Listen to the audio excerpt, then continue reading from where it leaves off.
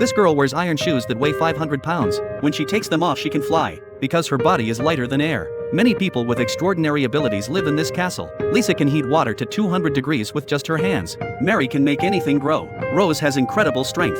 They usually take care of the food for everyone. One grows the turnips. Another cuts the turnips into pieces to prepare the ingredients. The boy is a puppet master. He can control puppets to do anything. When Mike opens his mouth, a million bees fly out of it. That's why he must always wear a mask when eating. Meanwhile, a monster slowly emerges. Miss Peregrine looks at her pocket watch. She aims her crossbow at the monster she can't even see. She shoots an arrow at the monster, and the monster falls right on the pattern already drawn. Miss Peregrine checks the time. It's exactly 3 o'clock. She hurries back to the orphanage. She looks at the time. It's exactly 5 o'clock. Miss Peregrine quickly gathers all the children in the yard. Everyone puts on gas masks. Miss Peregrine takes out her watch to time it. She looks up at the sky.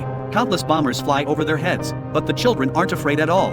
At that moment, a plane opens its bay doors. Bombs fall from the plane. The target is precisely the children's home. Miss Peregrine stares at her watch, as if timing the end of the world. At the exact second the bomb touches the ground, Miss Peregrine stops her watch. In an instant, the huge rain drops, and the terrible bombs suddenly freeze in place. Miss Peregrine begins to turn her watch backward. The bombs and raindrops fly back into the sky.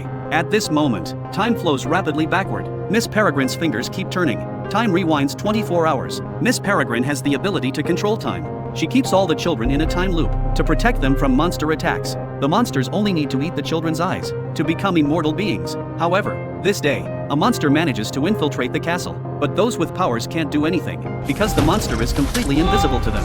At that moment, the monster wraps its tongue around the puppet master and violently slams him against the wall again and again. Next, it prepares to rip out his eyes with its forked tongue. Now only Jack can see the monster. First he shoots an arrow into the monster's shoulder, saving the puppet master. Then he guides everyone to the attic to retreat. Now they must worry not only about the monster, they must also worry about time, because in 3 minutes, the bombers will attack the castle. Everyone climbs out the window. Mary grows a tree trunk creating a path. The children quickly escape. Jack and Annie stay behind to cover the retreat. Both fight against the monster, delaying their escape. By then the bombers have already dropped the bombs. In this critical moment, Annie takes off her iron shoes and flies away carrying Jack.